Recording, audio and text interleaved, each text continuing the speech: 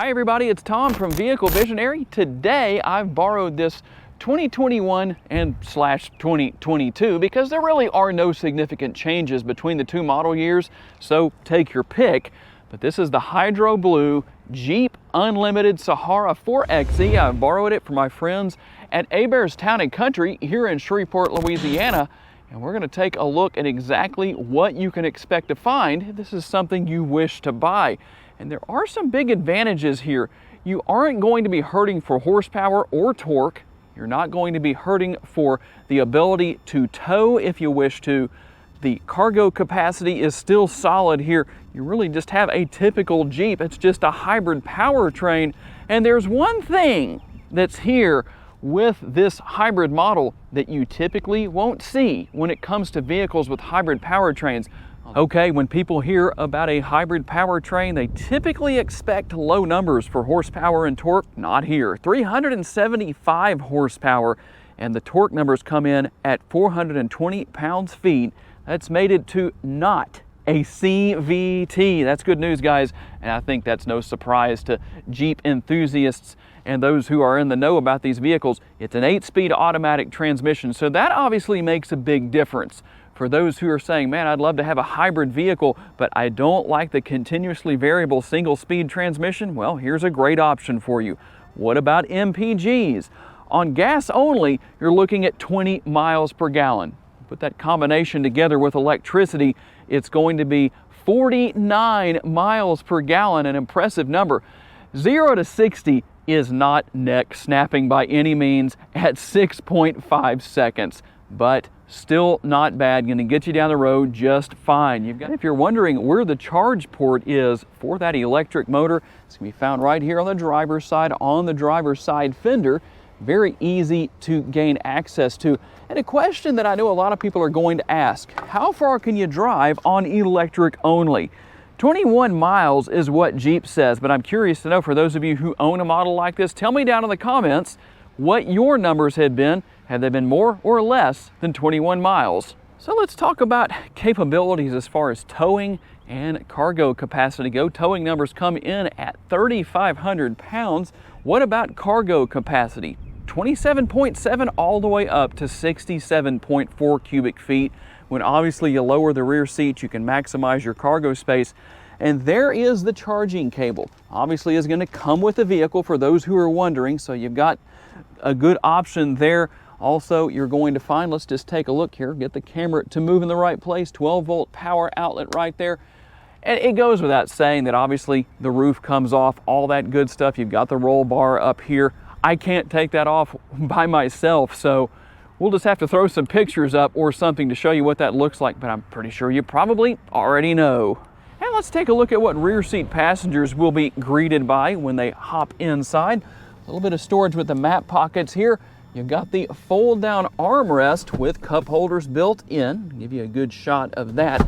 And then on the rear of the console, you'll find dual air conditioning vents. There is a household power outlet down there, 2 USB ports, and then above that is going to be the controls for the power windows. Now you might have noticed there are no door bins. You really have more of a net right here. A little bit of space there. The same thing is going to be on the front door, a little bit larger, but obviously, well, this Jeep's going to likely have these doors off more often than not, at least you would assume. And you do have adjustable seats, be it that they are manually adjustable, depending on what you want to do. Sahara logo right here. And let's take a quick look into the glove box just to see what's there. There is a lot in here right now, but there is space in there. Let's see if we can show you. There we go. A little bit better shot. Fairly deep down in there, so there is a reasonable amount of space. May not be as wide, but it is fairly deep. And here's a quick look at the remote. Everything pretty easy to figure out as far as what's there. One of the favorites among people is going to be remote start, and then you do have the key right there if you need it. If the battery dies or whatever the situation is, you do have that option right there. And I like the fact that the gas door is located on the same side as the charge port we showed you earlier in the video. Here's how you're going to pop that gas door open right here. Just hit that button, that's going to open up. I really don't have to tell you much about what's here. Let's go ahead and hop inside. And I showed you that key on the remote, but that does not mean it's required to start the vehicle. So we'll hit the push button start right here. And for what you get here, there is a reasonable amount of technology, but it's easy to learn. If you're somebody who's maybe never had this kind of technology before, such as the infotainment screen right there, don't worry about it. Jeep has a simple system to learn throughout the vehicle. In fact, right here on the left-hand side of the steering wheel mounted controls, let me just run through what you'll find as you work your way through the different options on the dashboard. I'm not going to take time to look at every single one individually, but just to show you what's here as far as what's available. Cruise control settings right here, all of your settings for the windshield wipers. And then here is something that not all vehicles have on them, but this Jeep had it optioned in. It's the turn signal lever. At least I don't think it's optioned on every vehicle because so few people use it. Hey, you want to know how that works? Watch this. When you push it into the up position, it turns on that arrow to the right into the down position. You see it moves to the left-hand side and points to the left. What that does is it corresponds with the blinkers on the outside of the vehicle and lets people know what you're doing when you're driving down the road, as far as if you're going to change lanes or if you're going to turn, just in case you ever wondered how people were doing that on vehicles that are properly equipped. And all sarcasm aside, here are the settings with the infotainment screen. We'll take a quick look at everything. You can go in and set your AC here and do different things there with that, or you can use the controls right here. So that's nice. It's not like some of the other vehicles we looked at here on the Vehicle Visionary YouTube channel, such as the Volvos, that don't have physical buttons. So you have your options there. And we'll take a look at some of the other features to let you know what all is here. Well, you can dim your mirror. As you can see, you've got the backup camera option there. That's going to be on every vehicle, obviously. Now, I have people ask about that every once in a while, the backup camera. Let's take a look at that real quick while we're talking about it. They'll say, well, does it have that? By 2020, all vehicles in the United States were mandated to have that, so obviously it will, no matter what you pay, no matter what the trim level is, no matter what the options are, it's going to be there. So let's take a look here. What else do you have? Heated steering wheel. You've got the heated seats here in the front for the driver and the passenger. And then we'll just look real quick here at our apps and show you what's here. There is a lot here, but don't let that scare you off if this is new technology for you, because it's so easy to learn. I don't know what else to say about it. All of us have had to do it at one point, so don't be afraid of it. Here's your navigation. You can see the different options you can select from right there. You can program in your home address, work address. I don't know why you would need to do that, but it is there if you need it. You can look at your map. You can look at so many features here. I really like it though. There is a lot of good information to use here depending on what your situation is, depending on where you are driving. Easy to use, again, easy to learn. I can't say that enough. I promise I won't say that again. Hopefully not. No phone connected, so I can't show you right here. Well, if I do say it again, I guarantee you I'll hear all about it in the comments section. But hey, more comments mean more interaction on the video. That means more views. I can't complain. And then here's everything for your different settings. Well, let's try and stay on that. There we go. Your settings here for all of the different features and functionality of the vehicle, depending on what you want these things to do. Very simple to use, no doubt about that. And you know, we already talked about what you have right here with the controls for the fan speed and air conditioning. You do have dual zone climate control here, and you can sync those together if you want to, or unsync those. Controls for the radio, for volume and tuning and all that good stuff.